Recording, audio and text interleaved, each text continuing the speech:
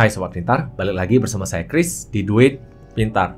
Terjualnya salah satu karya digital yang dibuat oleh seorang seniman bernama Beeple seharga 60-an juta US dollar ini sempat mengguncang dunia yang namanya dunia NFT ataupun non-fungible token. Namun bukan hanya dunia NFT yang diguncang, berikut dunia seni dan dunia keuangan juga terkejut akan terjualnya seni digital ini yang dibeli oleh salah satu orang berkebangsaan India yang tinggal di Singapura yang bernama Mehta Kovan atau Vignesh Sundaresan.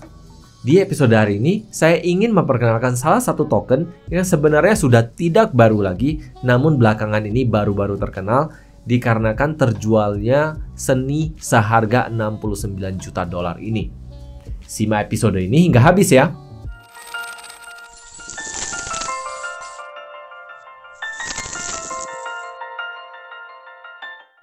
Seperti biasa nih, sebelum memulai, BPJS dulu dong, bayar pakai jempol, share dan subscribe saja. Episode dari Duit Pintar akan selalu saya hadirkan setiap Senin dan Kamis. Jadi Sobat Pintar bisa dapat update lebih banyak lagi. Saya akan coba membagi episode ini menjadi 3 tahapan ataupun 3 penjelasan. Penjelasan pertama adalah jenis-jenis koin, tapi saya tidak akan membahas terlalu dalam, saya hanya membahas berdasarkan sifatnya saja. Yang kedua adalah saya akan membahas mengenai fungsi dari NFT sendiri. Dan hal yang ketiga yang ingin saya bahas adalah perbandingan internet zaman dulu ataupun yang masih kita pakai hingga hari ini dengan NFT sendiri. Jadi kita tahu perbedaannya di mana sehingga kita bisa menentukan nih apakah NFT ini layak dinilai dengan harga yang mahal. Kita mulai dari yang pertama, yaitu jenis-jenis dari koin ataupun token. Pada umumnya berdasarkan sifat, koin atau token dibagi menjadi 2 jenis, yaitu yang fungible dan non-fungible. Fungible singkatnya adalah koin yang seragam. Jadi seperti Bitcoin. Bitcoin ini mau yang diproduksi di Cina ataupun mau yang diproduksi di Indonesia ataupun di Amerika Serikat, ini adalah Bitcoin yang sama. Sedangkan non-fungible token singkatnya adalah token ataupun koin yang diciptakan unik satu persatunya. Jadi misalnya yang saya ciptakan ini adalah unik yang saya buat, dan yang dibuat oleh orang lain ini tetap unik yang dibuat oleh dirinya sendiri. Jadi ini kalau kita pertukarkan nilainya tidak akan sama. Berbeda dengan Bitcoin, satu Bitcoin yang dibuat di Cina tetap sama dengan satu Bitcoin yang dibuat di Indonesia ataupun di Malaysia maupun di Amerika.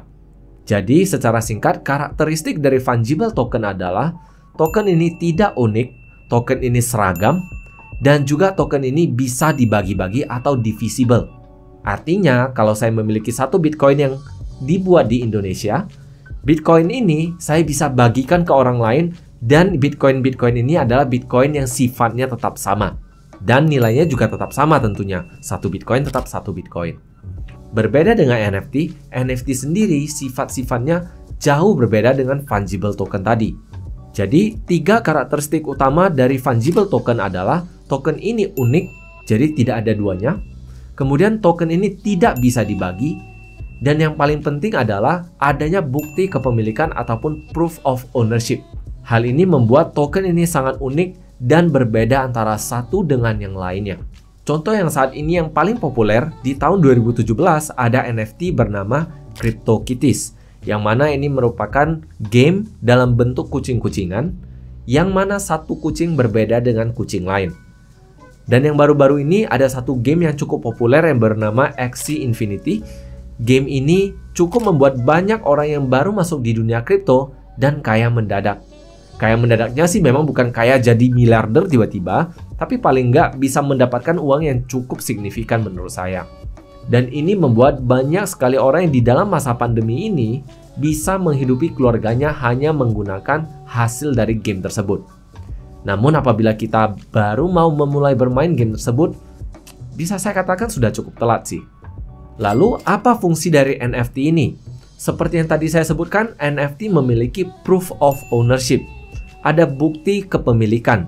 Ini membuat apabila kita ingin menjual satu aset digital dan ini bertanda tangan bahwa milik kita, ini adalah terbukti milik kita. Kemudian kalau kita ingin memindah tangannya, kita bisa pindah tangankan ini.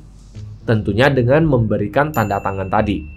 Hal ini tentunya membuat NFT sangat cocok sekali untuk pertukaran aset digital dan memberikan bukti bahwa kita memiliki aset tersebut, misalnya musik, gambar, dan sebagainya.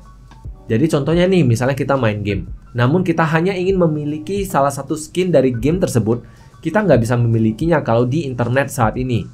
Berbeda dengan NFT, kita bisa memiliki skin dari game tersebut, ya walaupun hanya jadi pajangan saja jadinya. Lalu apa perbedaan NFT dengan internet zaman sekarang ini? Perbedaannya, BPJS dulu dong, kasih jempol, kasih share, dan subscribe dulu. Perbedaan yang pertama adalah keunikan.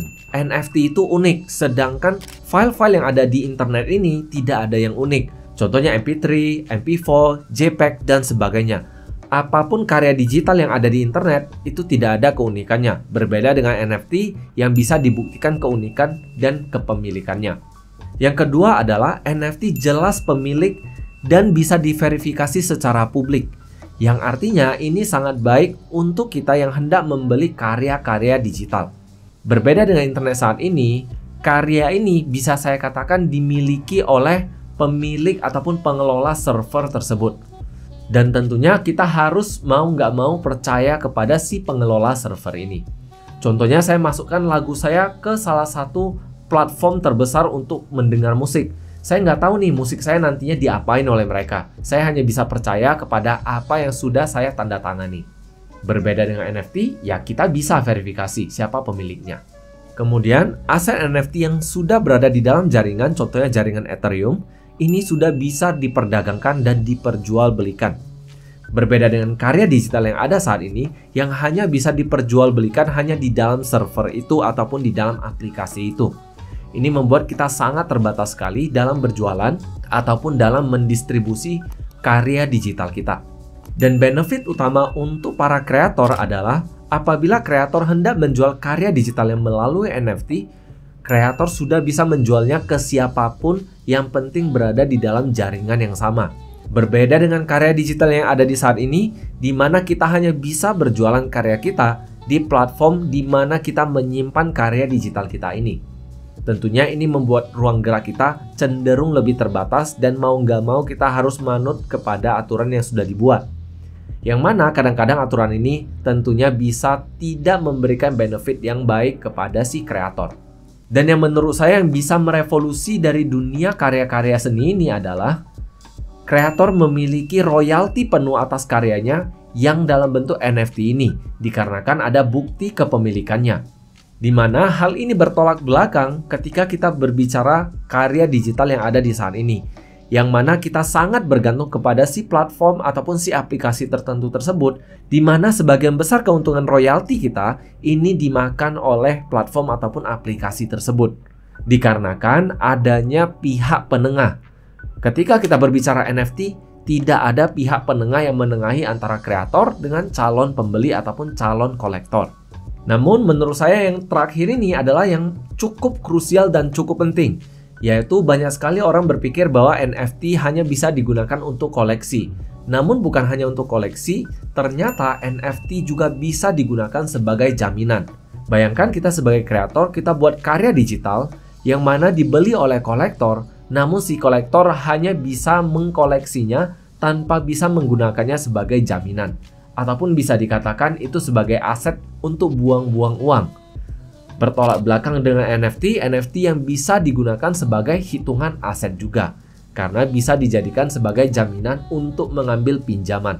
Yang mana tentunya pinjamannya berada di dalam ekosistem DeFi ataupun Decentralized Finance. Jadi untuk menyimpulkan episode hari ini, saya akan simpulkan NFT dalam beberapa kalimat saja. NFT utamanya digunakan sebagai aset koleksi.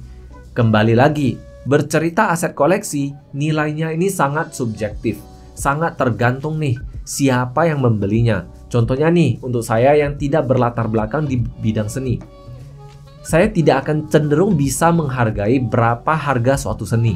Bertolak belakang pada orang-orang yang sangat mengerti soal seni, mereka akan bisa menghargai suatu karya seni. Kemudian NFT memiliki sifat utama yaitu unik, langka, bisa dibuktikan kepemilikannya.